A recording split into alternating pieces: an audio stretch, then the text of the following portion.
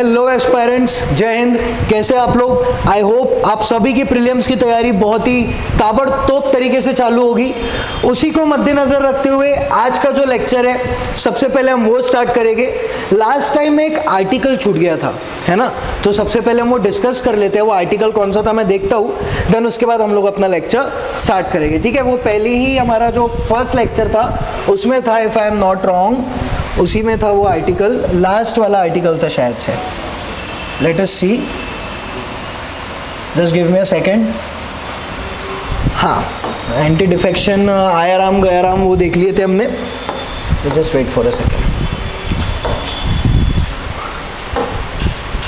कुछ बेसिक सा आर्टिकल था शायद से वो, if I am not wrong, तो वो देख लेते हैं पहले। इसमें था शायद, okay. Article 370, preventive detention, hate speech, places of worship act, ये था शायद से, है ना? प्लेसेस ऑफ वर्शिप एक्ट नहीं हो गया था, पर्सनालिटी राइट्स ये भी हो गया था।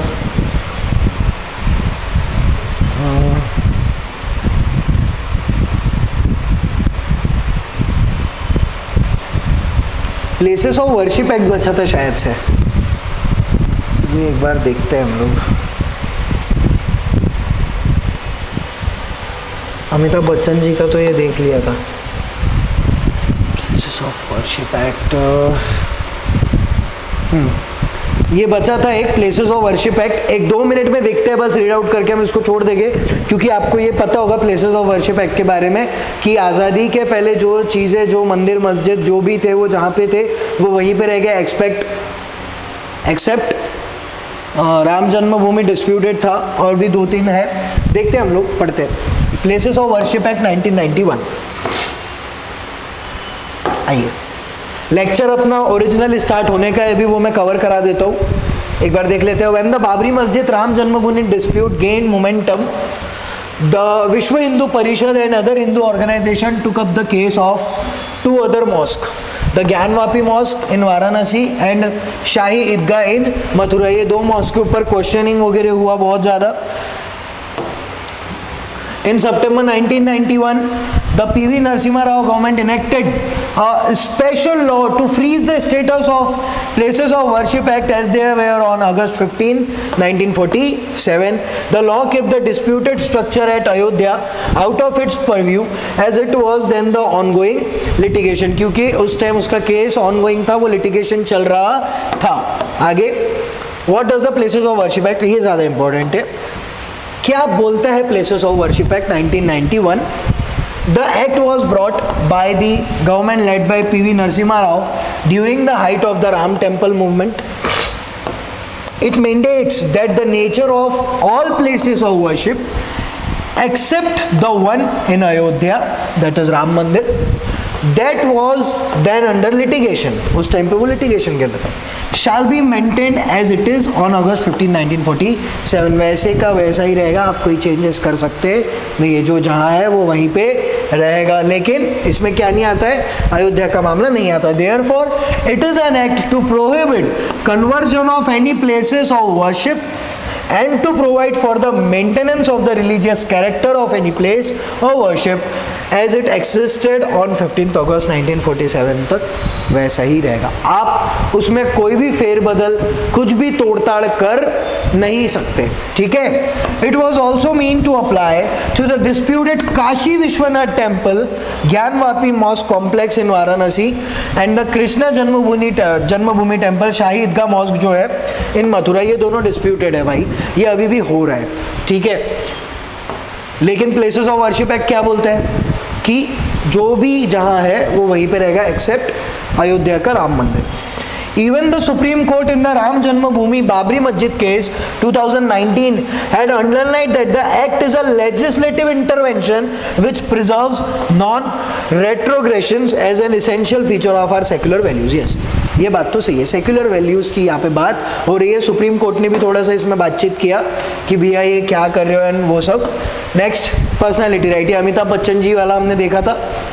प्लेसेस ऑफ वर्शिप एक्ट छूटा हुआ था, वो मैंने अभी कवर करवा दिया है। चलिए अपना आज का बहुत ही धुआंधार सेशन स्टार्ट करते हैं हम लोग। Just wait for a second.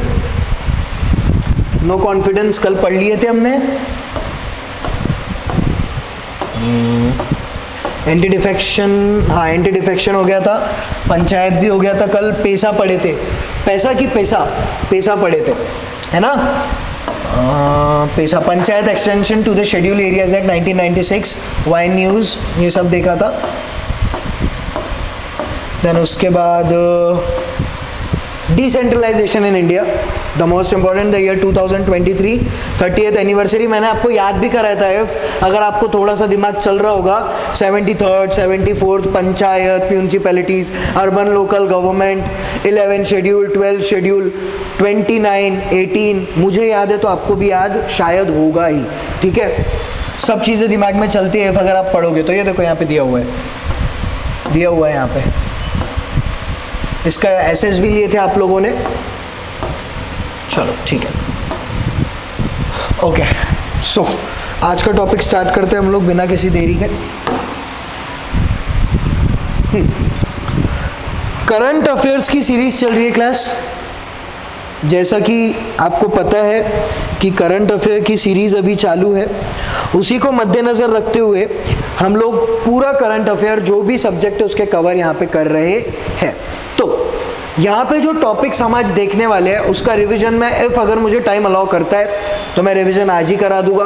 Otherwise then अपने पास और 2 लेक्चर्स बचे हुए, उसमें पूरा पॉलिटी का रिवीजन आपका हो जाएगा। मेरा नाम है यश श्रीवास्तव, फैकल्टी करंट अफेयर्स आकार फाउंडेशन। मैं आपको हिस्ट्री भी पढ़ाता हूँ, साथ ही साथ करंट अफेयर्स भी पढ़ाता हूँ। चलिए आइए चालू करते हैं हम लोग अपना आज का लेक्चर। तो टॉपिक्स टू बी कवर्ड, आज जो टॉपिक हम कवर करने वाले हैं, सेंटर स्टेट रिलेशन से एक टॉपिक है, that is role of governor. Then inter state border dispute. Sir इसमें क्या देखना है हमको? इसमें हमें 3-4 चीजें समझने की है। अब 3-4 चीजें कौन सी समझनी है सर? जैसे आपको पता होगा एक बेलगाम रीजन है, बेलगाम सॉरी, महाराष्ट्र, कर्नाटका, यहाँ पे डिस्प्यूट चलते रहते हैं ना, इंटर स्टेट। क्या बोल रहा हूँ मैं अभी? Inter state. जैसे आप इंटर कास्ट मैरिज करते हैं वैसे इंटर स्टेट की बात हो रही है। एक राज्य का दूसरे राज्य से झगड़ा या हम ये बोल सकते हैं डिस्प्यूट चल रहा है। अरे है तो यूनियन ही ना, हम लोग स्टेट्स का एक वो है ना, इंडिया क्या है, सभी राज्यों से मिलकर इंडिया बना है ना, तो झगड़ा मत बोलो भाई, अच्छा नहीं लगता है। डिस्प्यूट चलते रहता है, ये जगह मेरी, ये जगह तेरी, तो ये सब डिस्प्यूट चलते रहते हैं, वो हम देखेंगे। इंटर स्टेट बॉर्डर डिस्प्यूट की आपकी इतनी जगह है, आपकी इतनी जगह है, वो सब। देन उसके बाद legal aid. What do you understand by the term free legal aid या लीगल एड? मैं गरीब हूँ, मैं क्या हूँ? गरीब हूँ, मेरे साथ कुछ अन्याय हुआ, अब मैं गरीब हूँ तो मैं वकील तो हायर कर नहीं सकता ना, क्योंकि मेरे पास पैसा नहीं है। तो गवर्नमेंट या हम बोल सकते हैं कोर्ट ने फ्री लीगल एड का आपको एक दिया हुआ है कि नहीं, अगर आपके पास नहीं है, कोई पैसा कुछ नहीं है, तो हम आपको क्या प्रोवाइड कराएंगे? वकील प्रोवाइड कराएंगे, उसी को फ्री लीगल एड बोला जाता है। देन उसके बाद मॉडल प्रिजन एक्ट देखेंगे 2023 का, बाबा आजम के जमाने का प्रिजन एक्ट हम लोग अभी तक फॉलो कर रहे थे। देन उसके बाद the most important topic election commission. क्या है? अभी इलेक्शन है ना, अभी कुछ दिन बाद, तो वो देखेंगे। देन उसके बाद criminal law reform act important है, बस हो गया। और एक बार मैं तुमको बता देता हूँ कि कल का जो टॉपिक है वो मिस मत करना, क्योंकि हम उसमें इलेक्शन से ही रिलेटेड कुछ टॉपिक्स देखने हैं। For example criminalisation of politics, the most important topic. कैसे पॉलिटिक्स में क्रिमिनलाइजेशन हो रहा है। अब क्रिमिनलाइजेशन मतलब आपने देखा होगा MP MLA के ऊपर केस चल रहे है ना, बहुत सारे लोग होते हैं, मैं किसी का नाम नहीं लेना चाहूँगा, लेकिन बहुत सारे पॉलिटिशियंस के ऊपर आज भी क्या चल रहा है मेरा बच्चा? केस चल रहा है। और वो क्या है? MP या MLA है, बहुत बड़ी बात होती है। आप अपराधी हो, अपराधी होने के बाद भी आप कानून बना रहे हैं दूसरे लोगों के लिए, कितनी बड़ी बात है ना, सोचने वाली बात है। चलिए आइए,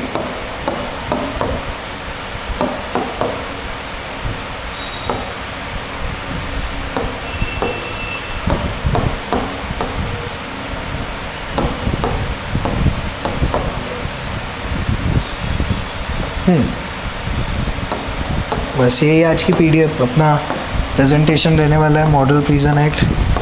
देन उसके बाद ये कल के टॉपिक है, इसमें हम लोग देखेंगे elections, criminalisation of politics, simultaneous election क्या होता है, ये 2 बार हो गया। Cinematography, amendment act 2023, criminal law reform act और टेलीकम्युनिकेशन एक्ट। ठीक है, आइए देखते हैं।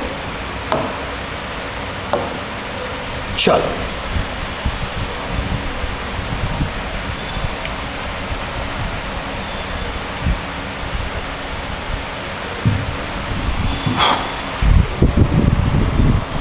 just give me a second.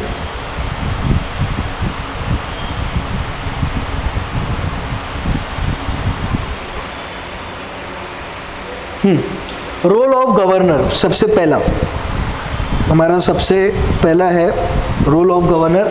Y news पढ़िए जल्दी, की न्यूज़ में है।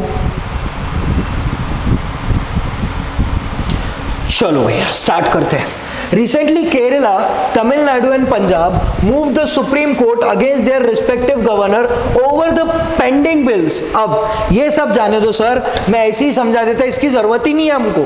क्या होता है देखो, बहुत बढ़िया टॉपिक है। हमेशा टसल चलता है गवर्नर और सीएम के बीच। आपने केजरीवाल जी और जो दिल्ली के गवर्नर है उनके बीच का टसल हमेशा देखे होंगे, लेफ्टिनेंट गवर्नर। अब क्या होता है देखिए, जब भी राज्यों में बिल कोई लाया जाता है तो उसको गवर्नर का एसेंट चाहिए रहता, परमिशन चाहिए रहती है। कहानी समझो पहले, कहानी ठीक है सर। गवर्नर सर ये लीजिए, पढ़िए, देखिए और हमें बताइए क्या करना है। अब गवर्नर का क्या काम होना चाहिए भैया, मैंने पढ़ लिया, एसेंट दे दिया, है ना। पढ़ने के बाद एसेंट दे दिया। इफ अगर उनको लगता है कि नहीं ये प्रेसिडेंट के पास जाना चाहिए क्योंकि हाई कोर्ट के कुछ इसमें लॉ आ रहे हैं जिससे हाई कोर्ट भी इफेक्ट हो सकता है, तो प्रेसिडेंट के पास जाएगा। इफ अगर ऐसा कुछ नहीं हो रहा है, लॉ आया, गवर्नर साहब ने पढ़ा, ठीक है चलो बढ़िया। लेकिन अभी आर्टिकल, ये न्यूज़ इसलिए बनी क्योंकि ऐसा हुआ नहीं। केरला, तमिलनाडु और पंजाब गया सुप्रीम कोर्ट के पास और कहा भैया ये जो गवर्नर साहब है ये हमारे बिल्स को आगे बढ़ा रहे नहीं है, इस पे एसेंट दे रहे नहीं है। अब होता क्या है समझिए, केरला, पंजाब और तमिलनाडु गया, इन्होंने दिया अपना ये जो भी है इनका बिल, गवर्नर ने अपने पास विथहोल्ड करके रख लिया, दिया ही नहीं, उनके पास ही अभी तक और कुछ भी हो रहा नहीं है। तब कैसा, क्या गवर्नर ऐसा कर सकते हैं? क्या गवर्नर ऐसा कर रहे हैं? क्या गवर्नर ऐसा करेंगे? बहुत सारे क्वेश्चंस हमारे दिमाग में चलते हैं। चलिए आइए देखते हैं। The Kerala government has approached the Supreme Court against Governor, I am talking about Kerala right now, Arif Mohammad Khan for delay in clearing the bills. Bill दे दिया, जैसे अपने सरकारी काम होते हैं, फाइल सबमिट हो गई, कब आना है पता ही नहीं, है ना, वैसा।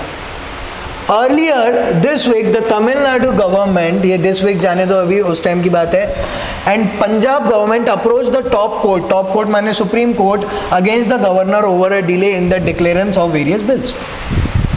जैसा केरला गया अभी, वैसे ही कुछ टाइम पहले तमिलनाडु और पंजाब भी सुप्रीम कोर्ट के पास गया था कि बिल हमारा ये आगे बढ़ा रहे नहीं है, डिले कर रहे हैं। The state of Kerala submitted that a governor who act in gross disregard and violation of the provision of the constitution can not be said to be functioning in the discharge of his duties as a governor. Governor की duty होती है ना भाई, बहुत सारी duties है governor की भी, पॉलिटी में लिखा हुआ है आपको। अच्छा, गवर्नर के ऊपर केसेस हो सकते हैं कि ऐसा कुछ करते हैं तो उनके ऊपर भी तहकीकात हो सकती है, ऐसा नहीं कर सकते वो, लेकिन कुछ कुछ इसमें कर सकते हैं। Since no governor is entitled to violate the provision, कोई भी ऐसा गवर्नर नहीं है जो अपने कॉन्स्टिट्यूशन के प्रोविजन को वायलेट करे ऑफ द कॉन्स्टिट्यूशन, वेदर दो हिज एक्शन और इनएक्शन। सही बात है, आप कॉन्स्टिट्यूशन के प्रोविजंस को क्या नहीं कर सकते, बिगाड़ नहीं सकते, आपको कॉन्स्टिट्यूशन के प्रोविजंस को फॉलो करना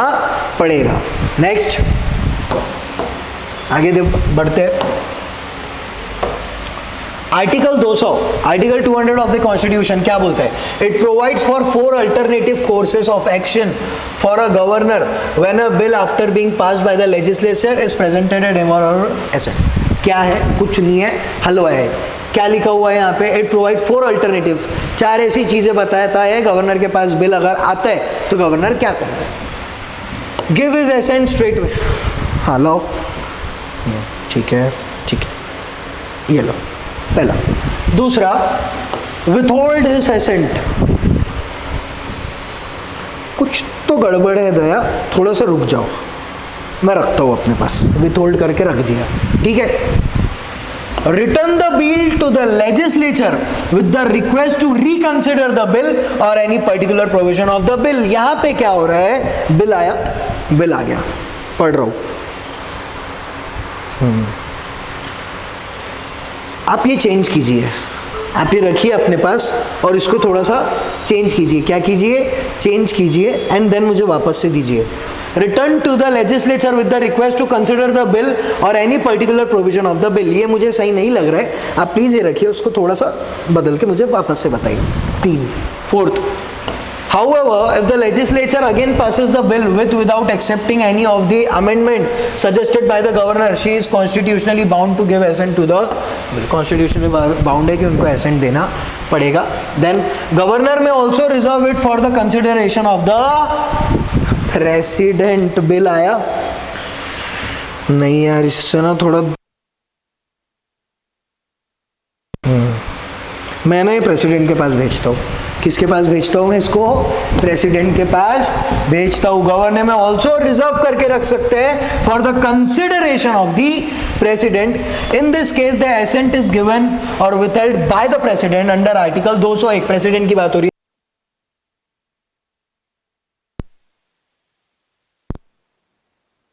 द बिल टाइमलाइन दी हुई नहीं है, there is no timeline prescribed for even the president. President के लिए भी टाइमलाइन दी नहीं होता है.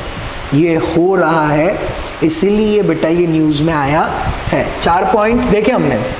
Give is assent straight way without withhold is assent, return the bill legislature. Then उसके बाद हमने वो देखे ना प्रेसिडेंट वाला, how will the legislature again within the request, वो वाला एक पार्ट देखे. ठीक है, गया दिमाग में. नेक्स्ट,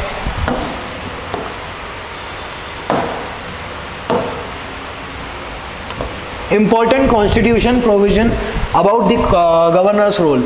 Article 163 क्या बोल रहे हैं, there shall be a council of minister with the chief minister as the head to aid and advise the governor.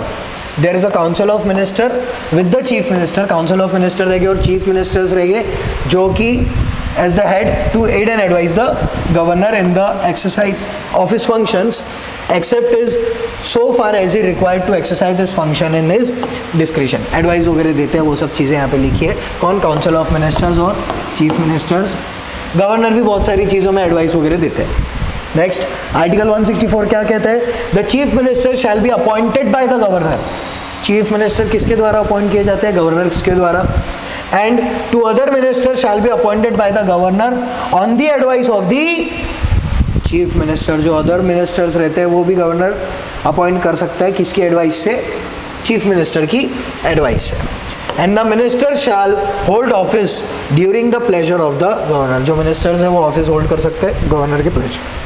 Article 174 pleasure, गाड़ी की बात हो रही है क्या.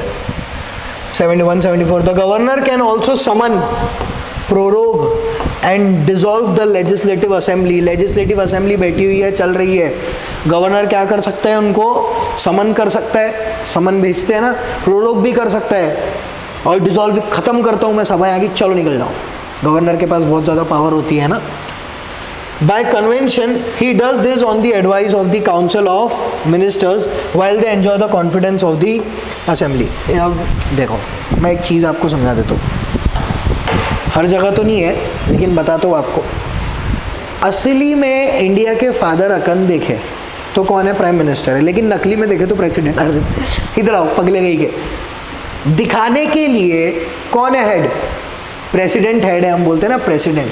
लेकिन ओरिजिनलिटी में हम अगर देखें, ओरिजिनली हम अगर देखें तो मेरा बच्चा कौन रूल कर रहा है, किसके पास सबसे ज़्यादा पावर है, कौन सबसे ज़्यादा ताकतवर है. What should be the answer here, the correct answer is yes, sorry, prime minister, हमारे पंत प्रधान जी.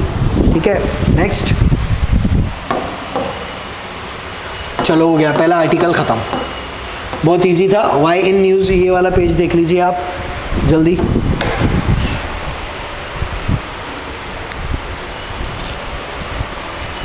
समय, समय सबसे इंपॉर्टेंट है. ये समय अगर निकल गया ना तो बहुत प्रॉब्लम होती है. समय ही सब कुछ है, तो समय का दुरुपयोग आप ना ही करें तो बहुत अच्छा है.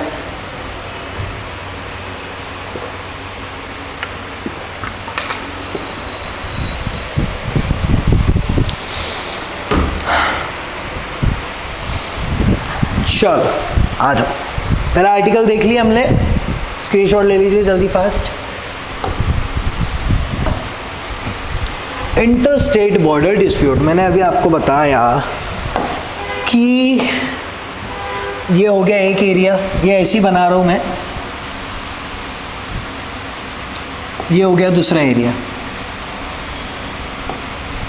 अब ये दोनों एरिया ये एरिया ए, ये एरिया बी। अब ये दोनों एरिया एक दूसरे से क्या है बेटा, कनेक्टेड है। ये यहाँ पे देखो इनकी बॉर्डर आ रही है ना, ये बॉर्डर है ना, तो इसके लिए भी बहुत ज़्यादा झगड़े चलते हैं। अब इंटरनेशनल बॉर्डर डिस्प्यूट तो है ही, साथ में इंटरनल बॉर्डर डिस्प्यूट भी हमारे किसी ना किसी स्टेट के साथ चलते रहते हैं, लेकिन ऐसा करना नहीं चाहिए, ये गलत बात है। ठीक है, देखते हैं क्या होता है inter state border dispute. Why in news, क्यों है ये न्यूज़ में? Assam and Arunachal Pradesh signed a memorandum of understanding, that is MOU, to end a decade-long oh my God, a big news for Assam and Arunachal Pradesh। ये दोनों ने अपने आपसी झगड़े जो भी थे किसको लेके, बॉर्डर को लेके, वो ख़त्म कर दिए एक मेमोरेंडम ऑफ अंडरस्टैंडिंग साइन करके। ये ऐसी कुछ तो भी साइन होगी उनके, वाह, है ना। क्या लिखा है? Assam and Arunachal Pradesh sign a MOU to end a decade long, बहुत सालों से चल रही थी, बहुत सालों से long inter state border dispute. देखते हैं क्या है।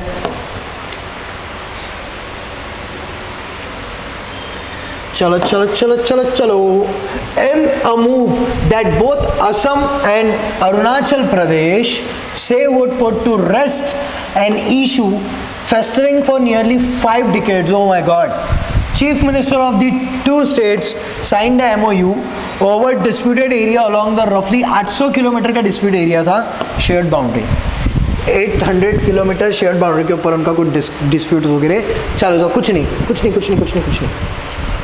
असम के CM, अरुणाचल प्रदेश के CM साथ में आइए ना, आओ साथ में, हाथ मिलाए, बोले हम ये मेमोरेंडम ऑफ अंडरस्टैंडिंग साइन कर रहे हैं, अब हमारे बीच का झगड़ा नहीं होगा, खत्म होता है। गया क्या? आगे आओ। Very good. The memorandum of understanding was signed by Assam CM Hemant Biswa Sharma and his Arunachal Pradesh counterpart Pema Khandu in the presence of Union Home Minister Amit Shah ji भी थे वहाँ पे, and Law Minister Kiren Rijiju at the North Block. Shah called it is a historical occasion। historical occasion तो था, 5 decade पुराना कोई अगर मामला ख़त्म होता है तो वो एक हिस्टोरिकल बात तो होगी, सीधी बात है। अब यहाँ पे बेसिक क्वेश्चन आपको इसके ऊपर नहीं पूछेगा यार, बेसिक क्वेश्चन क्या पूछेगा, कॉन्स्टिट्यूशनल प्रोविजन क्या, इंटरस्टेट बॉर्डर डिस्प्यूट के क्या क्या चीज़ें कॉन्स्टिट्यूशन में दी गई है और क्या क्या चीज़ें नहीं दी गई है, वो सब चीज़ें हमको यहाँ पे देखने का है। ठीक है, ये पढ़ लीजिए एक बार आप जल्दी।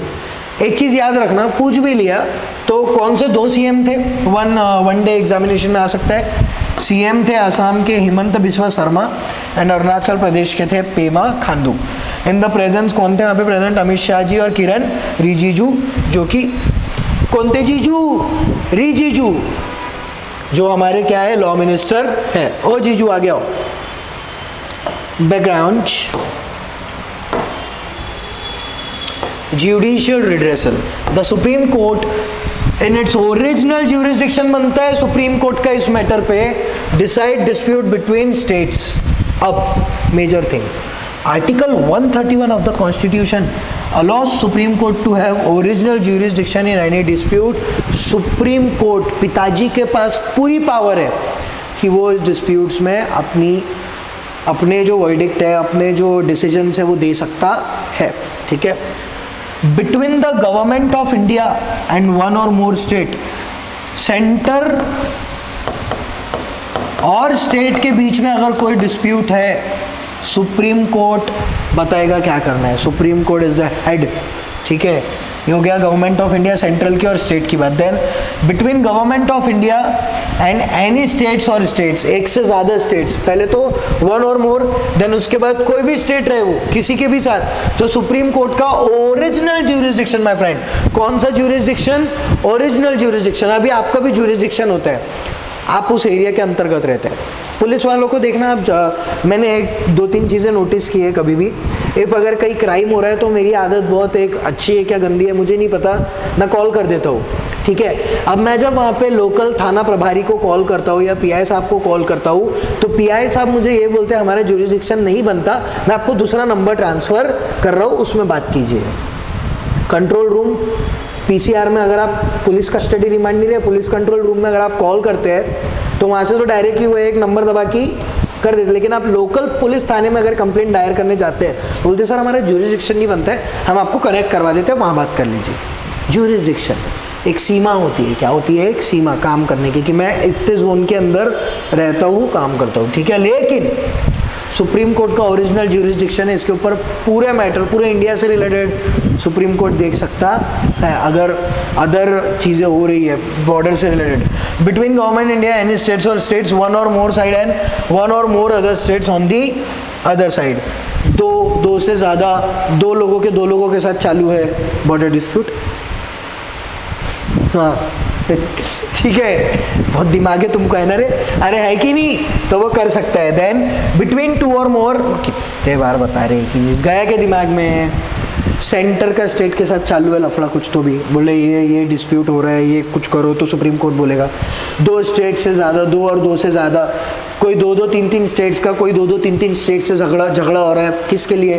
बॉर्डर से रिलेटेड. तो सुप्रीम कोर्ट का ओरिजिनल ज्यूरिसडिक्शन वहाँ पे बनता है कि सुप्रीम कोर्ट इसमें दाखिल कर सकती है. देन उसके बाद थोड़ा जल्दी देखेंगे. इंटर स्टेट काउंसिल, आर्टिकल 263 क्या बोलता है?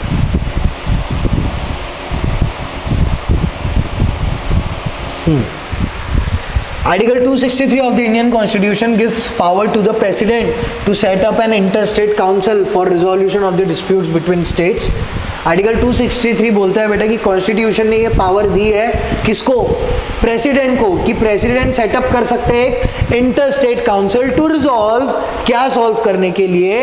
इंटर स्टेट डिस्प्यूट्स सॉल्व करने के लिए जो स्टेट्स के बीच में होते हैं. पहला पॉइंट. दूसरा point, the council is envisaged as a forum for discussion between the states and the centre. अब काउंसिल क्या करेगा? डिस्कशन करेगा, बैठेगा, आइए बैठिए, चाय पीजिए, टोस्ट खाइए और डिस्कस करेंगे. ठीक है, councils. In 1988 the Sarkaria commission है, इंपॉर्टेंट, बहुत इंपॉर्टेंट है कमीशन पढ़ना. The Sarkaria commission suggested that the council should exist as a permanent body. ये जो काउंसिल बन रही है ये एक परमानेंट बॉडी बनाओ. And in 1990 it came into existence through a presidential order. बाद में इस काउंसिल को परमानेंट बना दिया गया. गेला का डोक्यात? अरे मी काय म्हणत आहो, तुम्हाला डोक्यामध्ये जात आहे का? अरे हो की नाही? चला सामोर या. The next statement. In 2021, the center reconstituted the interstate council and the body now has 10 union ministers as permanent invitees. अब क्या हुआ? 2021 में सेंटर ने रिकॉन्स्टिट्यूट किया इंटर स्टेट काउंसिल को and the body now has 10 union minister है as permanent इन्विटीज. वहाँ पे परमानेंट इन्विटीज के रूप में काम कर रहे हैं.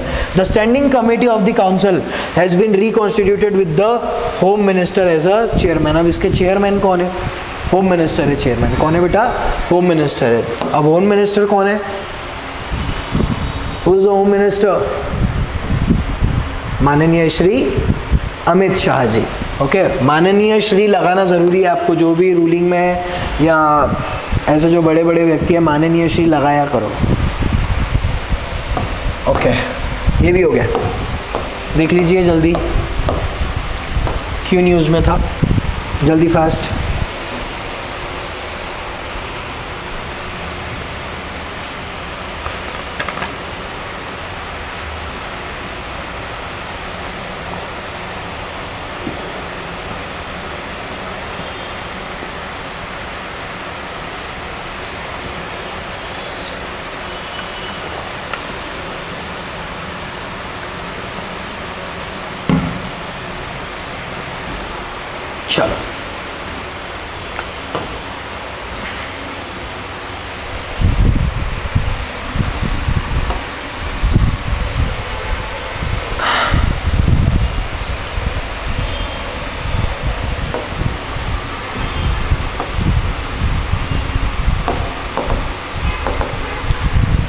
चलिए फाइनली हमारा new topic that is legal aid देखते हैं. Why in news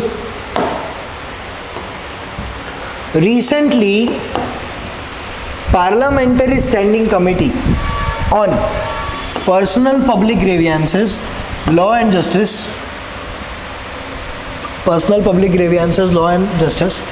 presented a report on review of the working of legal aid under the Legal Service Authority Act 1987. क्या बोल रहे हैं थोड़ा सा देखते हैं हम लोग, चेक करते हैं क्या है फ्री लीगल एड क्या है.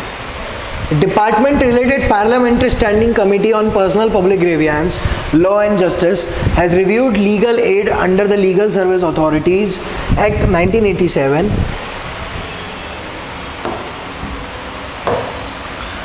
What is Legal Service Authority? LSA Act of 1987. क्या है Legal Service Authority Act 1987 का? It aims to provide free and competent legal services to the weaker section of society in line with Article 39A. ये याद रखिएगा. It established the National Legal Service Authority (NALSA) as the apex organization to frame and monitor legal aid policy. अब इतना सारा पढ़ लिए sir, कुछ हमें समझ में नहीं आया, मैं हूं ना बेटा समझाने के लिए. It aims to provide free and competent legal service to the weaker section. Weaker section में बहुत सारे लोग आते हैं. मैंने स्टार्टिंग में ही आपको बताया था कि जो लोगों के पास पैसा पानी नहीं रहता, जो थोड़ी लोअर कास्ट से है, जो ट्राइब्स है, ये सब है, उनके पास पैसा नहीं होता है, तो क्या उनको जस्टिस नहीं मिलेगा? उनके साथ इफ अगर अन्याय हो रहा है सर, तो क्या उनको जस्टिस नहीं मिलेगा? उनको भी जस्टिस मिलेगा इसकी हेल्प से, लीगल एड की हेल्प से. अब आगे in line with article 39A की बात हो रही है. अब क्या स्टैब्लिश हुआ, क्या बना भजिया बना, क्या बना? It established the national legal service authority, NALSA बनाया गया एज द अपेक्स ऑर्गेनाइजेशन. जैसे अपेक्स कोर्ट कौन सा है? अपेक्स कोर्ट की अगर हम बात करें तो ये है supreme court. If we talk about apex bank है ये आरबी अपेक्स, बड़ा मेजर मेन है ना. तो यहाँ पे जो नालसा है उसे अपेक्स ऑर्गेनाइजेशन के रूप में एक बनाया गया to monitor legal aid policy. एक होता है ना, जैसे कि फॉर एग्जांपल मेरी क्लास इतनी बड़ी, इतने सारे बच्चे हैं, तो मैंने एक आदि को मॉनिटर बना दिया कि भैया आप होमवर्क चेक करो, सब चीज़ें प्रॉपर देखो, होता है ना नालसा. ओ सालसा सॉस, क्या बात, किसकी बात हो रही है? नालसा की बात हो रही है. आगे आइए.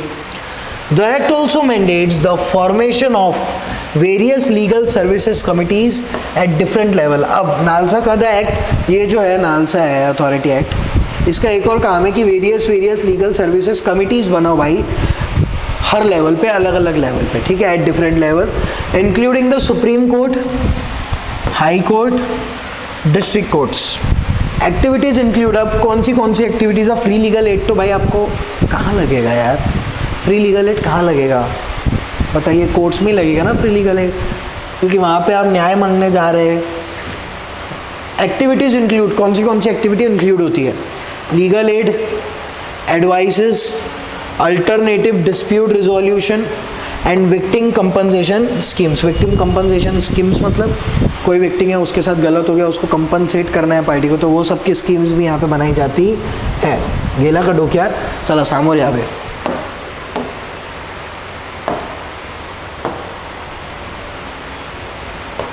As per the Legal Service Authorities Act 1987, the following categories of people are entitled to receive. अब इनमें से कौन से लोग हैं जिन्हें फ्री लीगल एड मिलेगी और मिल सकती है? A member of schedule caste और शेड्यूल ट्राइब, SC और ST लोगों को फ्री लीगल एड मिल सकता है, मिलता भी है. अ victim of trafficking in human, बहुत बड़ी चीज़ है. ह्यूमन ट्रैफिकिंग, इंसान की ट्रैफिकिंग होती है, आपको पता है, मानव तस्करी.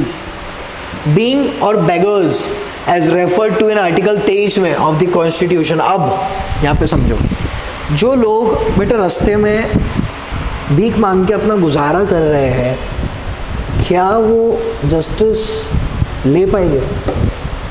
क्या लगता है? क्या उन्हें जस्टिस मिलेगा? Just give me the answer. First of all think, then give me the answer. क्या जस्टिस मिलेगा या नहीं मिलेगा? What should be your opinion? Just tell me your opinion, then I'll answer you. Yes. अब इनको अगर justice नहीं मिलेगा तो इनके साथ गलत नहीं होगा क्या? देन आप बोल सकते हो कि हम सभी को इक्वालिटी दे रहे हैं, हम सभी को जस्टिस दे रहे हैं. और ये सब शब्द कहाँ पे लिखे हुए हैं? The preamble of the constitution. We the people of India having solemnly to constitute India into a sovereign, socialist, secular, democratic republic and to secure to all its citizens justice, social, economic. अरे है ना, बहुत बड़ा है ना preamble हमारा. Preamble में लिखा है कि नहीं लिखा है कि हर उस व्यक्ति को जो भारत देश का है, भारत देश के बाहर का भी है तो भी चलेगा, उसे जस्टिस मिलेगा, है ना. तो ये बेगर्स वगैरह होते हैं, ये लड़ सकते हैं क्या भाई? बेगर है वो, बेचारे गरीब है. रेफर्ड आर्टिकल 23 में उनके बारे में बात की है. ट्रैफिकिंग ह्यूमन बीइंग, जो विक्टिम जो है ह्यूमन ट्रैफिकिंग के, बीइंग और बेगर्स. अ वुमेन और अ चाइल्ड, महिलाओं को और बच्चों को भी मिलता है. अ मेंटली इल और otherwise disabled person. Mentally ill, मेरे जैसा थोड़ा सा पागल, पढ़ाते वक्त यस सर पागल हो जाते हैं बोले थोड़े से. और अदरवाइज डिसेबल पर्सन, डिसेबल कुछ. A person under circumstances of undeserved want such as being a victim of a mass disaster. कुछ लोग ऐसे होते हैं जिनके पास पहले सब कुछ होता है लेकिन किसी कारणवश उनका सब कुछ उनसे छीन जाता है. डिजास्टर, है ना. एथनिक वायलेंस, कास्ट एट्रोसिटीज की वजह से भी, फ्लड्स, ड्रॉट, अर्थक्वेक और इंडस्ट्रियल डिजास्टर और एन इंडस्ट्रियल वर्कमैन और इन कस्टडी. ये सब लोगों को भैया मिलता है. और ऐसी प्रॉब्लम के साथ जो आते हैं, अब सब अगर आपके पास से चले गया बेटा, टू बी वेरी फ्रैंक, आपके पास पैसा नहीं है, कुछ नहीं, तो आप जीत पाओगे क्या? नहीं. लेकिन फ्री लीगल एड लेके आप लोग अपना केस लड़ सकते हैं. ठीक है, गवर्नमेंट पैसा प्रोवाइड, कोर्ट पैसा प्रोवाइड करवाता है. Sorry. A person in receipt of annual income less than the amount mentioned in the following schedule or any other higher amount as may be prescribed by the state government. State government prescribe करता है. अगर वो एक amount कुछ तो भी है उससे कम अगर आप कमाते हैं तो आपको भी फ्री लीगल एड मिल पाएगा. ठीक है, नेक्स्ट.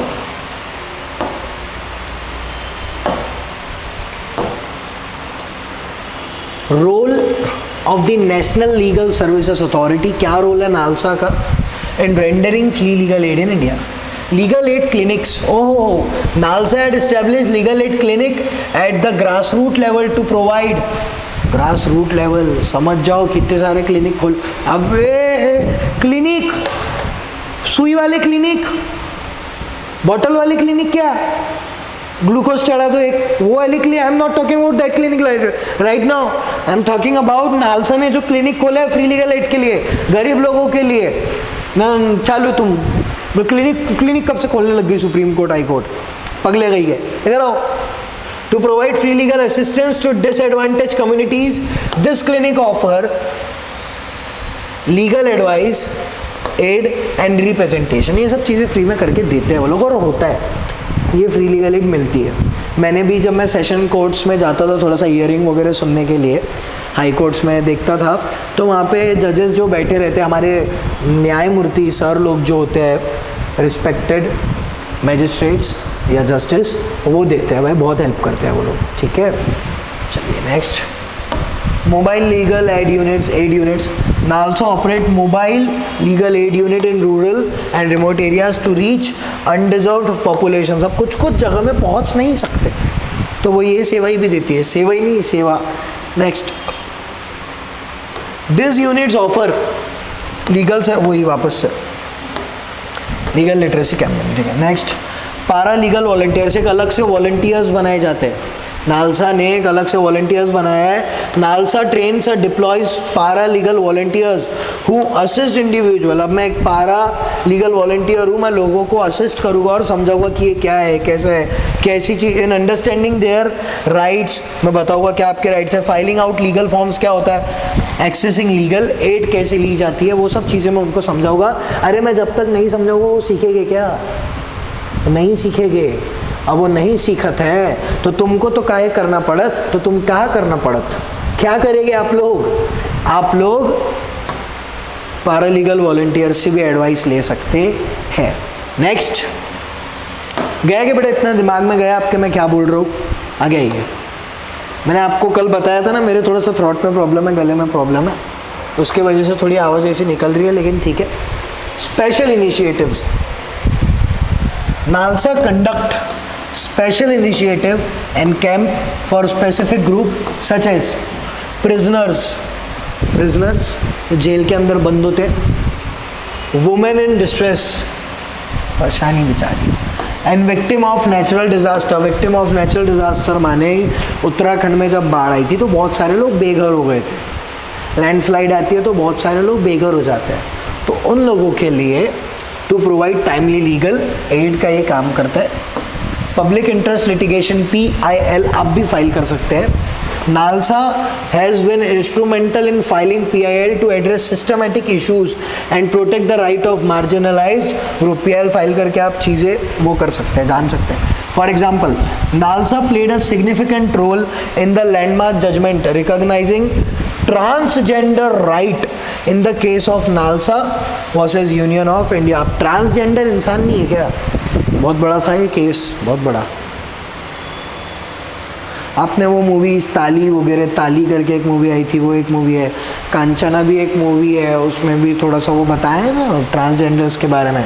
और भी क्या नाम था वो मूवी का, अच्छा कुछ तो भी नाम था ना, वो रैपट मार देते उसको, मुझे याद नहीं आ रहा है अभी, लेकिन ये भी ज़रूरी है। चलिए ठीक है, ये भी आर्टिकल हमारा हो गया, देख लीजिए जल्दी फास्ट।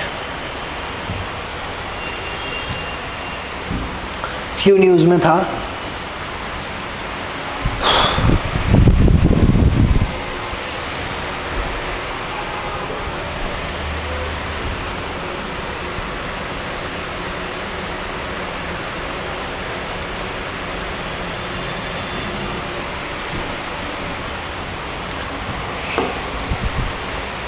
ये कुछ इन्फॉर्मेशन उसके बारे में।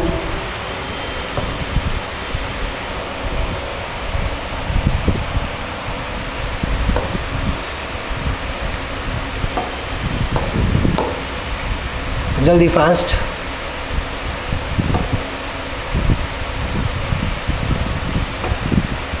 चलो इसके बाद हम देखते हैं मॉडल प्रिजन एक्ट। 2 मिनट, हाँ क्लास 2 मिनट दीजिए मुझे।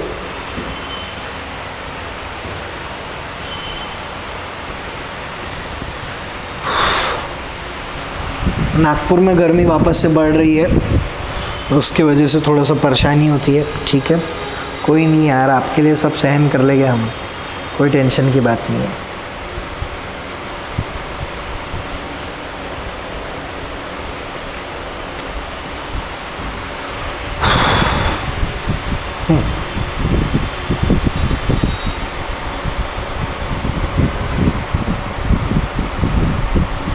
UPSC 2024-25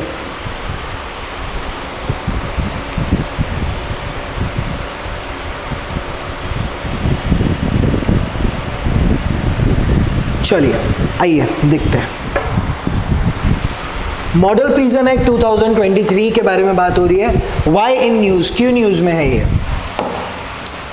The Ministry of Home Affairs MHA has prepared the Model Prison Act 2023 that will replace the Prison Act। ओ बाप रे बाप, 1894 का एक्ट आज तक चल रहा था, यही बहुत बड़ी बात है। उसको रिप्लेस करके अब नया आ गया है model prison act 2023।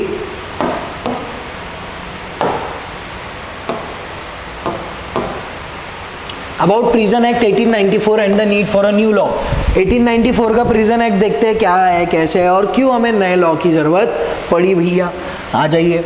The present prison act 1894 is a pre independence era act. 1894 की बात हो रही है भाई, आज़ादी के भी पहले, and is almost 130 years old. 130 साल पुराना, बुढ़ा हो गया है ये, ओल्ड हो गया है। That mainly focuses on keeping the criminals in the custody and enforcement of discipline and order in prisons. What is this यार? Focuses on keeping the criminals in custody. Major focus उसी पे था. Then उसके बाद there is no provision for the reform and rehabilitation of prisoners in the act. कोई provisions नहीं था, reform के बारे में बात नहीं होती थी इनके prisoners के बारे में. In the last few decades, an altogether new perspective has evolved about prisons and prison inmates globally. अब बाद में आप देखोगे आगे अगर हम बढ़े तो बहुत सारे चेंजेस आए ना, अभी पढ़ाया भी जाता है शायद से, उनको अच्छा सिखाया जाता है सोसाइटी में रहना, कि आप ये सब काम मत कीजिए सोसाइटी के बारे में, वो सब होता है तो ज़रूरी भी है ना यार. नेक्स्ट जल्दी जल्दी देखेंगे. Prison today are not looked as place of retributive deterrence, but are considered as reformative and correctional institution where the prisoners are transformed and rehabilitated back into society as law-abiding citizens. आजकल मुझे नहीं पता ये है क्या, prison का काम क्या है, जेल का क्या काम है, कि आप क्या अगर कोई कैदी आ रहा है, और आज भी ये काम हो रहा है, बोलते हैं कोई कैदी कोई क्राइम करके आ रहा है तो आपको उसको चल क्राइम कर दिया, लेकिन जितने साल की उसको सज़ा मिली है उस सज़ा को मद्देनज़र रखते हुए उसको चीज़ें सिखाओ ना, उसका डेवलपमेंट करो, उसकी कम्युनिकेशन स्किल अच्छी करो, उसको चीज़ें प्रोवाइड करवाओ. चीज़ें प्रोवाइड करवाने का मतलब ये नहीं है उसको सब चीज़ें दो, फिर क्या मतलब सज़ा काटने का, है ना. उसको सब समझाओ कि यार ऐसा ऐसा मत कर, ये मत कर, ये गलत है, वो सब चीज़ें सिखाना पड़ता है, डेवलपमेंट करना पड़ता है. तो यहाँ पे वही लिखा है करेक्शनल इंस्टीट्यूशन का काम करता है. प्रिजन जो होता है वो एक करेक्शनल इंस्टीट्यूशन का काम करता है, where the prisoners are transformed. Transform हो गया यार, मैं पहले ऐसा था, मैं अभी वैसा हो गया. जेल में जाके मैं सुधर गया क्योंकि वहाँ के ऑफिसर्स ने मुझे सिखाया कि नई सोसाइटी में कैसे रहते हैं, कि तुझे ये हरकत अब नहीं करनी है. ये सब चीज़ें मुझे सिखाई गई, मुझे ट्रांसफॉर्म किया गया. आई ट्रांसफॉर्ड एंड रीहेबिलिटेटेड बैक इनटू सोसाइटी. इसलिए मैं अब सोसाइटी में वापस आ गया हूँ सज़ा काट के. अब मैं ये हरकत नहीं करूँगा. प्रिजन का ये काम होता है ना, काम तो यही होता है. आगे, as per the provision of the constitution of India, prisons persons detain therein is a state subject. Jail कौन से सब्जेक्ट में आता है? स्टेट की यूनियन, स्टेट सब्जेक्ट में आता है. जेल प्रशासन सॉरी, प्रशासन जो भी है.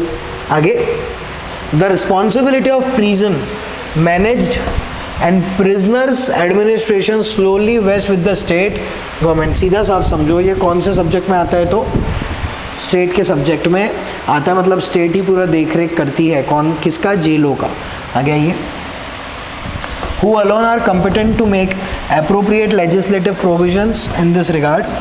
However, given the critical role that the efficient prison management plays in the criminal justice system, the government of India attaches high degree of importance to supporting the states duties in this regard. अब government of India जो है ये highly supportive है ये सब मामलों में, क्योंकि स्टेट मेंटेन कर रहा है तो सेंटर की रिस्पॉन्सिबिलिटी बनती है कि स्टेट को प्रॉपर फंडिंग, स्टेट को सब चीज़ें प्रोवाइड करवाए, तभी जाके तो स्टेट अच्छा कर पाएगा ना. अब वो बात अलग है, हमारे इंडिया में होता नहीं होता वो एक अलग मुद्दा है, लेकिन यहाँ पे ये समझिए आप. ठीक है. Next, about model prison act 2023. अभी तक के देख लिए. Model prison act 2023. A need was felt to revise and upgrade the act. बहुत ज़रूरी था कि हम इस एक्ट को अपग्रेड करें, रिवाइज करें, in tune with modern day. आज के तारीख में बात करें, needs and requirement of the prison management. बहुत सारी नीड्स है यार, प्रिजन्स की बहुत सारी अभी नीड है. मेरा ना पैर बहुत दुख रहा है आज.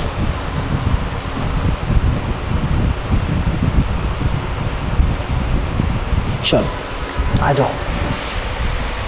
A need was felt, revise करें. Hence, a decision was taken to by the central government. Central government के द्वारा डिसीजन लिया गया to review and revise colonial area. अरे ये गोरों की जरूरत ही नहीं है, क्यों लेना है तुमको फिर prison act, outdated prison act in tune with contemporary modern day needs and correctional ideology. The Minister of Home Affairs assigned the task of revision of the Prison Act. Revision 1894 to the Bureau of Police Research and Development. किसके हाथ में? Bureau of Police Research and Development. The Bureau, after holding wide-ranging discussion with state prison authorities, correctional expert, etc., prepared a draft. ये सबसे बातचीत करी, सब चीज़ें करी, किस किस के साथ बात की, holding ranging state prison authority जो है उनसे, और जो एक्सपर्ट्स थे जो जेल के बारे में माहिती रखते हैं उन सबसे बात करी और एक अपना ड्राफ्ट क्रिएट किया कि ये भैया ये लो अब तुम्हारे हवाले, वतन साथियों नहीं, रिपोर्ट साथियों, ड्राफ्ट साथियों, आप बताइए सेंटर, ओ सेंटर क्या करूं, क्या करना है, लाना है नहीं लाना है, आगे आइए।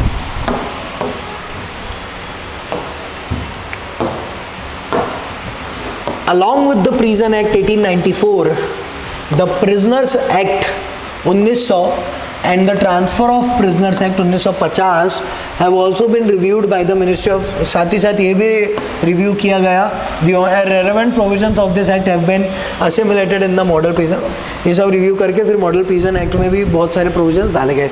State government and Union Territory administration can benefit from the Model Prison Act 2023 by adopting in their jurisdictions with such modification which they may consider necessary and repeal the existing 3 act in their jurisdiction.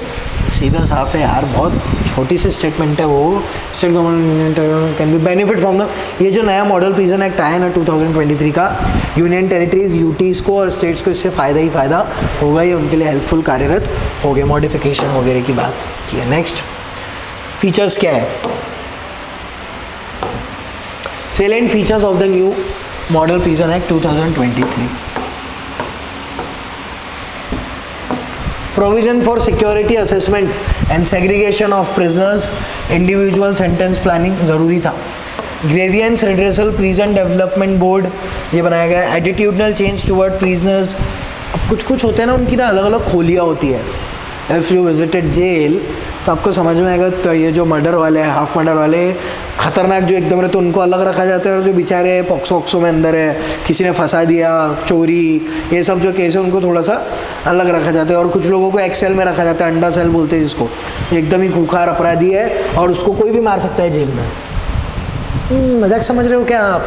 Jail की life बहुत dangerous और बहुत ख़तरनाक होती है भाई, सुन लीजिए मेरी बात।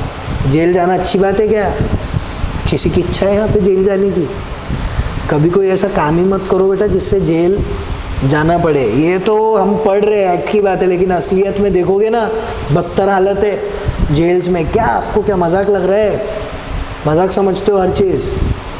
जेल की हालत बहुत ज़्यादा बदतर है। हम ये बोल सकते हैं कि जेल्स जो है वो बहुत ख़राब स्थिति में चल रही है। एक लिमिट होती है प्रिजनर्स को रखने की, उससे डबल टिबल आप घुसेड़ रहे हो एक जेल में। आप प्रॉपर मेंटेनेंस नहीं कर रहे हो जेल का, आप प्रॉपर सिक्योरिटी नहीं दे रहे हो लोगों को। वहाँ पे जो अंदर में है, झगड़े होते हैं अंदर कितने, मारा पीटी हो जाती है, जेल प्रशासन क्या कर रहा है, वो सब चीज़ें मजाक समझते हो आप लोग हर चीज़ को। Grievances redressal prison development board, attitudinal change toward prison, attitude में चेंज आना चाहिए। कुछ कुछ लोग सुधर जाते हैं, कुछ कुछ लोग और ज़्यादा बिगड़ जाते हैं जेल से आने के बाद। Provision of separate accommodation for women prisoners, transgender, एक अलग से भी है इनके लिए, वुमेन्स के लिए और ट्रांसजेंडर के लिए एक अलग से सेपरेट अकोमोडेशन करो।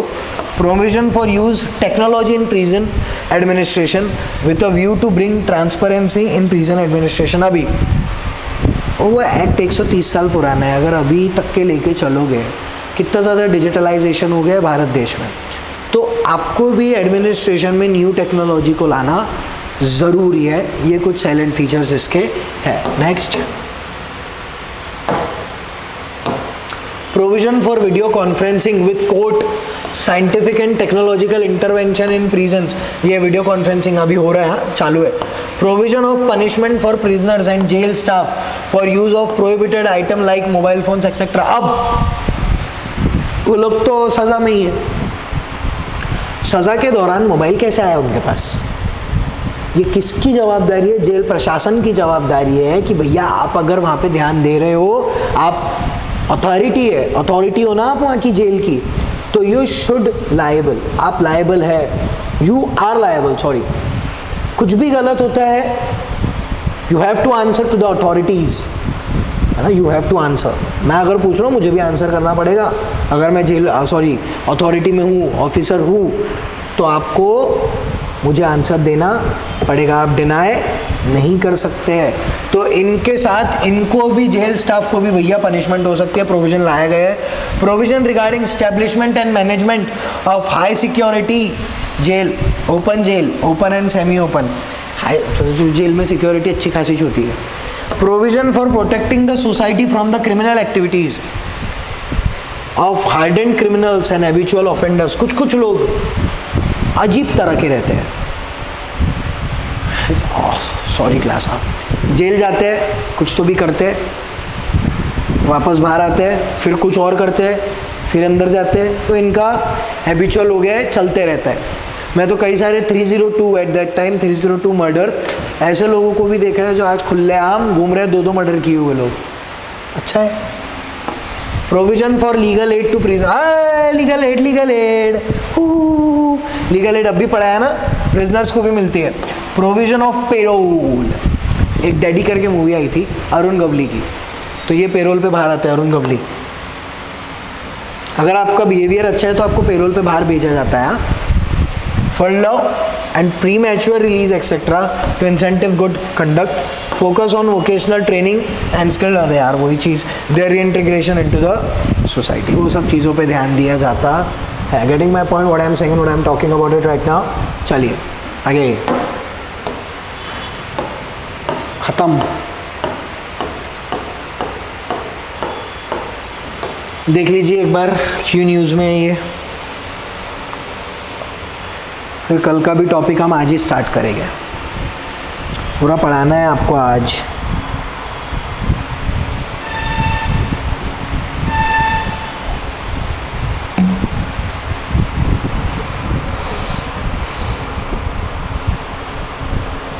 कल का भी टॉपिक आज ही स्टार्ट करना है हमको। हाँ देखिए जल्दी, मैं आ रहा हूँ।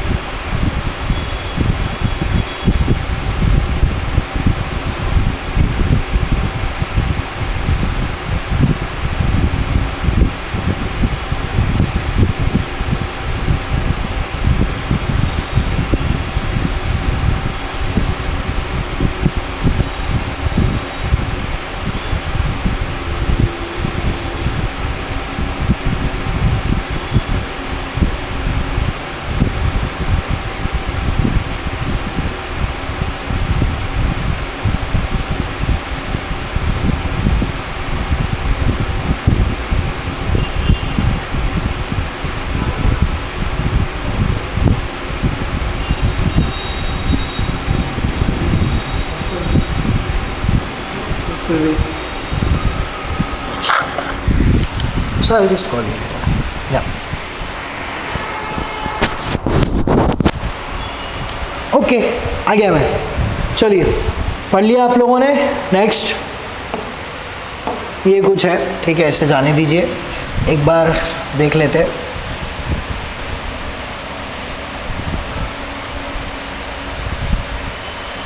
इतनी सारी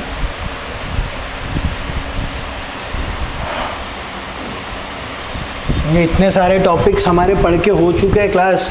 आप रिवाइज नहीं करोगे तो भूल जाओगे पूरा, ठीक है। तो एक चीज़ ध्यान में रखिएगा, रिवाइज करना है आपको, बहुत ज़्यादा रिवाइज करना है, इतना ज़्यादा कि आप सोच भी नहीं सकते हो. Revision is necessary.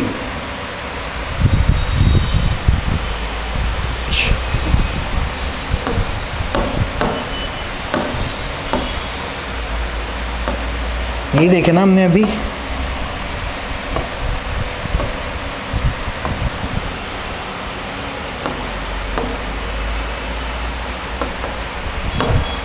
ओके नहीं, ये नहीं था.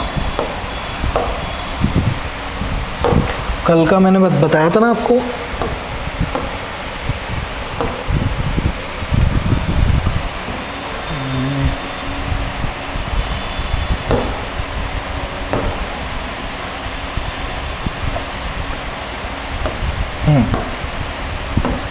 चलो.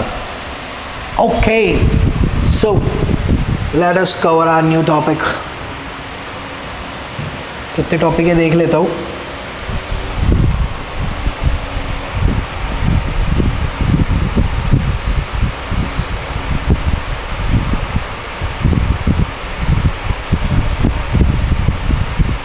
ठीक है ठीक है ठीक है ठीक है ठीक है ठीक है. एक दो आर्टिकल डिस्कस कर लेंगे, देन उसके बाद रुक जाएंगे. ठीक है.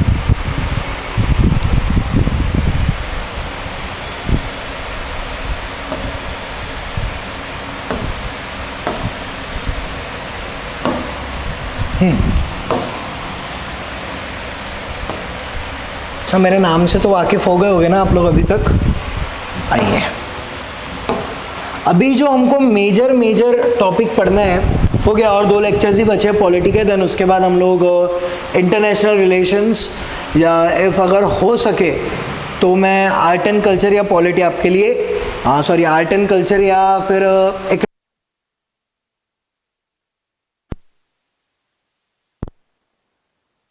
इलेक्शंस के बारे में देखना है. अब इलेक्शंस आ रहे हैं ना, तो इलेक्शंस के बारे में पढ़ना भी उतना ही ज़्यादा ज़रूरी है. देन उसके बाद हमको क्रिमिनलाइजेशन ऑफ द पॉलिटिक्स हो रहा है आजकल. ये क्रिमिनलाइजेशन ऑफ पॉलिटिक्स बहुत ज़्यादा हो रहा है. देन उसके बाद साइमल्टेनियस इलेक्शन के बारे में कुछ बातचीत करेंगे हम लोग कि क्या होता है साइमल्टेनियस इलेक्शन. देन उसके बाद ये अभी जस्ट हुआ, अभी जस्ट देखा हमने ये टॉपिक, अभी जस्ट देखा है. देन उसके बाद सिनेमेटोग्राफी अमेंडमेंट एक्ट 2023, जन क्रिमिनल लॉ रिफॉर्म एक्ट के बारे में, और टेलीकम्युनिकेशन एक्ट 2023 के बारे में देखेंगे. पहले देख लेते हैं हम आज का टॉपिक इलेक्शंस. अब why in news, chief election commissioner and other election commissioner act 2023. The President gave her assent to the Chief Election Commissioner and other election commissioner. Appointment से रिलेटेड है कुछ, अपॉइंटमेंट कंडीशंस क्या है वो सब. आइए देखते हैं. The President recently approved the Chief Election Commissioner and other election commissioner appointment, conditions of service and term of office Bill 2023, which outlines the procedure for appointing the Chief Election Commissioner (CEC) and election commissioners, that is EC, CECs and ECs. आइए, पहला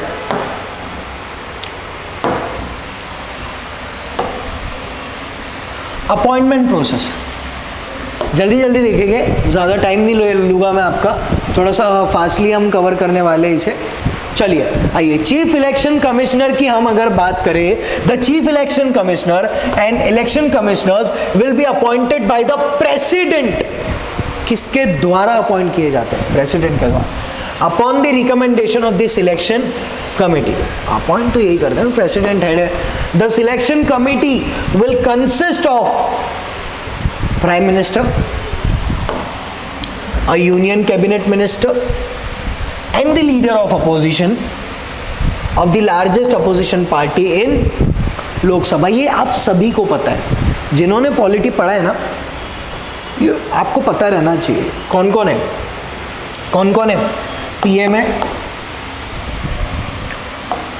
union cabinet minister है, और उसके बाद leader of opposition, leader of opposition. जो भी leader of largest opposition party जो होगी उसका.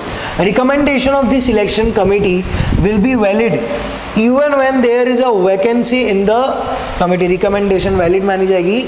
Recommendation of the selection committee will be valid even when there is a vacancy in the committee. Vacancy रही फिर भी. A search committee headed by the minister of law and justice, कुछ changes हुए, will propose a panel, और एक बार check कर लेना है ना और मुझे कमेंट पे डाल देना. Will propose a panel of names of the selection committee. उनके नेम्स पैनल के वो प्रपोज करेगी. Next, eligibility for the post include holding or having held a post equivalent to the secretary to the central government. Equivalent post है central government से. Changes in salary and condition. The salary and condition of service of the chief election commissioner and election commissioner will be equivalent to that of the cabinet secretary. दोनों की मिलती जुलती रहेगी, equivalent रहेगी. Under the 1991 Act, it was equivalent to the salary of a Supreme Court judge. Oh my God! 1991 Act के तहत it was equivalent to the salary of Supreme Court judge. But right now, अभी secretary of the central government वो कुछ लिखा है. चलिए आइए आगे. रिमूवल प्रोसेस की बात करें तो कैसे रिमूव कर सकते हैं. The bill retain the constitutional provision article 324(5) that allows the chief election commissioner to be removed like a supreme court judge. आसान नहीं होता है इनको रिमूव करना. एक चीज याद रखना, जैसा बोल रहा हूँ लिखा हुआ है उतना आसान नहीं है इनको निकालना. while election commission can only be removed on the recommendation of the chief election commissioner can only be removed on the ये निकाल सकते इलेक्शन कमिश्नर को निकाल सकते हैं chief election commissioner. They can resign any time और can also be removed before the expiry of their term. वो कभी भी रिजाइन भी कर सकते हैं और उनकी एक्सपायरी के पहले भी वो जा सकते हैं. The chief election commissioner can be removed from office only through a process of removal similar to that of Supreme Court judge by Parliament. मैंने फिर बोला आसान नहीं है इनको निकालना. मजाक नहीं है भाई. चीफ इलेक्शन कमिश्नर और सुप्रीम कोर्ट जज मजाक नहीं है इनको निकालना. आप मजाक मत समझिए. Any other election commissioner can not be remove except on the recommendation of. अगर ये बोल रहे हैं तो भैया निकालना पड़ेगा. गए दिमाग में. नेक्स्ट. ठीक है, ये टॉपिक हम देखेंगे कल. थोड़ा सा टाइम अलाउ नहीं कर रहे हैं मुझे आज के लिए, तो ये टॉपिक हम कल देखेंगे. तब तक के लिए आप लोग एक रिवीजन कर लीजिए फास्ट. जल्दी जल्दी हम लोग रिवीजन कर लेंगे. पूरे टॉपिक्स एक बार मैं बस पलटा के दे रहा हूँ आपको. आप लोग स्क्रीनशॉट ले लीजिए क्योंकि कल का जो टॉपिक है वो भी साइमल्टेनियस इलेक्शन वगैरह वो भी बहुत इंपॉर्टेंट रोल प्ले करता है ना. हमने पार्लियामेंट देखा, नो कॉन्फिडेंस मोशन देखा, एंटी डिफेक्शन लॉ, आया राम गया Ram, panchayat, functioning of parliament. जल्दी देख लीजिए fast. Anti defection law,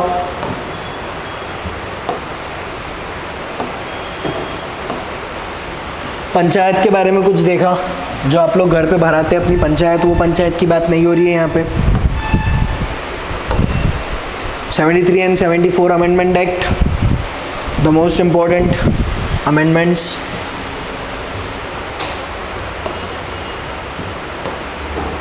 PESA, Panchayat Extension to the Scheduled Areas.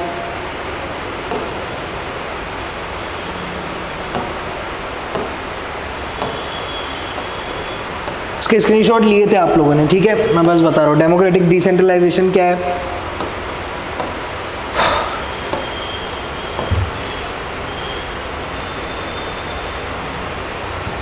Sorry,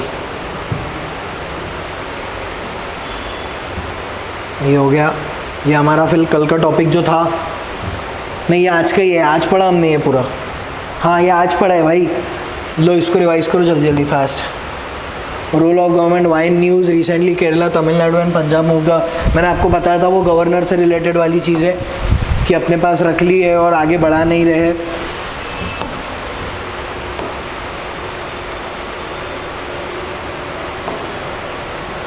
inter state border dispute वो बताया था ना. हाथ मिला लिया हमने, दोस्ती कर ली है हमने. 2 चीफ मिनिस्टर हिमंत बिस्वा शर्मा और पेमा खांडू, ये दोनों भी. प्रेजेंट कौन था उस टाइम पे? अमित शाह जी और Kiren Rijiju, law minister. Legal aid के बारे में पढ़ा हमने थोड़ा सा. देन उसके बाद नालसा के बारे में क्वेश्चन देखा। देन उसके बाद हमने प्रिजन एक्ट, मैंने जेल से रिलेटेड आपको कई सारी चीज़ें पढ़ाई।